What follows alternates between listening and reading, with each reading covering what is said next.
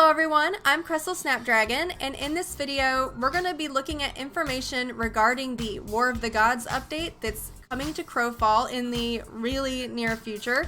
They've been releasing a lot of information about this update on their blog, and honestly a lot of it I'm really excited for. So I thought we would go over it together, take a look at what's incoming, and maybe talk about it a little bit, starting with the power bar.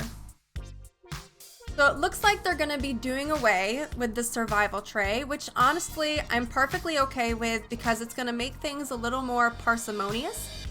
They're going to be keeping the melee, ranged, and stealth combat trays, as well as the life and death trays if you are a druid, but the survival tray is going away, and I'm completely okay with that. If you play the game now, you basically switch between the survival tray and the combat trays, of course depending on the circumstance. But you want to remain in the survival tray a majority of the time if you're just out about in the world and you're not interacting with other factions, because if you remain in the combat trays, then the durability of your equipment goes down, and of course you don't want that. It's a complete waste. So you generally stay in the survival tray. Now that they're doing away with that, I'm not sure how that's going to work, but I think it'll make things a lot simpler if the survival tray is just no more. I also really like the new aesthetic of the trays that we have here. It looks a lot easier to understand, and the queue ability is now larger and a lot easier to see when it's ready, and I'm totally okay with that. The queue ability, think of it as an ultimate in a way. It provides you with various buffs under certain circumstances. What I also like is that it looks like when you're out harvesting, the game is just gonna know which tool type to use, and you're not going to have to manually choose the tool type. So yeah, it says in the old model, players had to manually shift out of combat mode into survival mode to use a tool, and then you had to choose which tool to use given the circumstance. So you'd have to say, okay, I'm about to go cut a tree, let's use an axe. I'm about to go skin a pig, let's use a knife. It looks like the game is now going to be choosing that on its own, given the particular instance and what you're currently trying to do. And I'm totally okay with that. It says if you walk up to a tree and left click, the game is smart enough to recognize you're trying to chop that tree, and it automatically sheaths your weapon and pulls out your axe. Love it. Makes things so much simpler, and I'm totally a fan of that. So here, it looks like in addition to a redesign of the combat tray, we're also getting a redesign of the spellbook, and I really like how it lays it all out for you. You now have your passives listed on the side. There's no questions about what your passives are. It's easy to see what you have access to. It looks a lot simpler, and as I said earlier, I'm a big fan of simplicity or parsimony.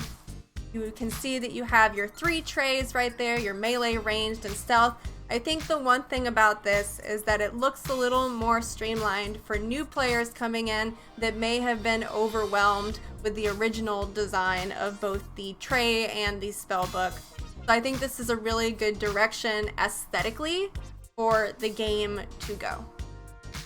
This next one I'm really excited about because as of right now there are only 2 ways to gain experience in the game, and that's by killing NPC mobs and by sacrificing items to gain favor with the gods. You aren't actually able to gain experience by harvesting and crafting, which honestly makes up a large portion of the game. And so now it looks like they're adding harvesting and crafting as new XP sources, and I honestly am really excited they're doing that, because without it, because it is a large part of the game, you level up really slowly for the most part unless you have someone helping you. So I'm glad they're adding new XP sources. This is another really good thing that's happening. So as of right now, your character operates on a leveling system from 1 to 30. But the NPC mobs operate on a rank-based system ranging from 1 to 10, and rank versus level is not isometric, so it's not a one-to-one relationship, which means rank 1 is not the same as level 1, and rank 10 is not the same as level 10. So it's kind of difficult sometimes trying to figure out which mobs you should be fighting in order to efficiently gain the most XP at the time, depending on your level. So it looks like the NPCs are now going to follow a level curve of 1 to 30 rather than the ranking system rate. It's going to make leveling so much easier to efficiently perform. So here it looks like they're adding new NPC mobs to the game to give us a new PvE experience, which I think is a great idea because right now you have very few types of NPC mobs and they start to get copy and pasted and everything just begins to get repetitive. But they're going to be introducing new PvE mobs, and I like the look of this guy. Looks kind of like a falcon, which I'm totally cool with. I honestly love the wings in this game, just aesthetically and texturally, especially if you're, for instance, a fae. They look really nice. So I like the look of this guy. Tanking class should be fun. So here it looks like they're doing a racial passive overhaul, which is great because as they recognize there are a few gaps with regards to the racial disciplines in this game, and they were able to identify where those were and they were able to fill in those gaps because, as they say here, there is some homogeneity between the races, but when you're creating passives for particular races, your goal should be to make each race feel very different from one another and have a point of being, right? You want to give each race a point to even existing in the first place. If you've played Elder Scrolls Online, then you're familiar with all the racial passives, and they're very important because they allow players to maximize a character for a particular class and a particular role, which means that out of it you get these very robust character builds. And with PvP, you're gonna need robust character builds in order to maximize your gameplay. So I am glad to see that they are going to be fixing their racial passives a little bit, and they also say that how they have it is going to inevitably lead to synergies between certain race and class combinations, and I think that's a great idea because, again, it's going to give certain races a reason of being. And I think as well they have more efficiently laid out the powers that are granted by your race, which I think is going to make it a lot easier for new players coming in that may be overwhelmed with the amount of information in this game. A lot of the new aesthetics that they have coming in, it seems, are really going to make the learning curve less overwhelming for new players, and that is always a good idea because if the learning curve is too high, it's going to, for all intents and purposes, scare new players away. So you want to make things more streamlined for the new players coming in, and I think this definitely is going to help by just laying it all out.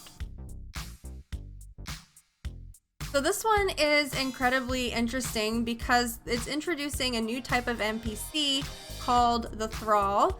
It says here that they have a ghostly appearance that visually sets them apart from the eternal crows. They're souls of fallen warriors and craftsmen, spirits who cannot leave the mortal plane and move into the afterlife.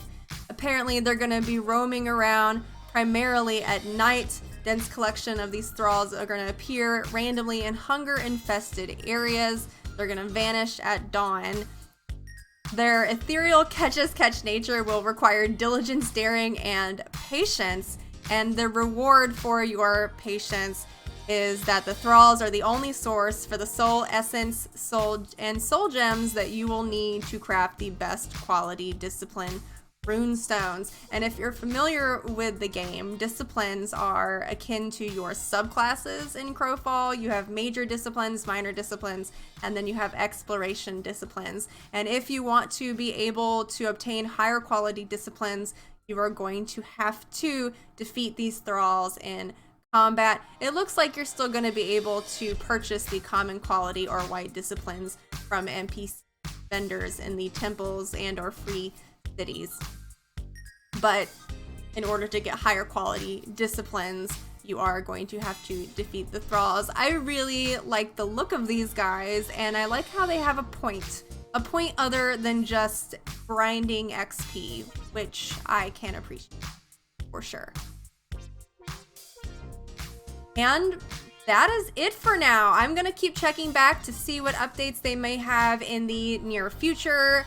Hopefully the update will be launched sooner rather than later. I'm very excited about the changes that they're making. I think a lot of it is for the better. I think it's introducing some new type of gameplay to CROWFALL as well. I like the path they're taking with the aesthetics. I think it's gonna make it a lot easier for new players to not feel so overwhelmed by the amount of stuff and learning curve basically that there is with this game that I know I was overwhelmed by in the beginning. Dregs, or the guild versus guild wars, are going to be coming soon, so if you are new to the game or you do eventually purchase, you're going to want to join a guild ASAP. I happen to know that my guild has released a promotional video that I will link in the description below. But that is it for now. Thank you so much for watching. I really appreciate it. Please subscribe if you haven't already, because when this update drops, I'm going to make a lot more CROWFALL videos. I have a lot of plans in mind, so be on the lookout for that, and I will see you next time. Bye, everyone.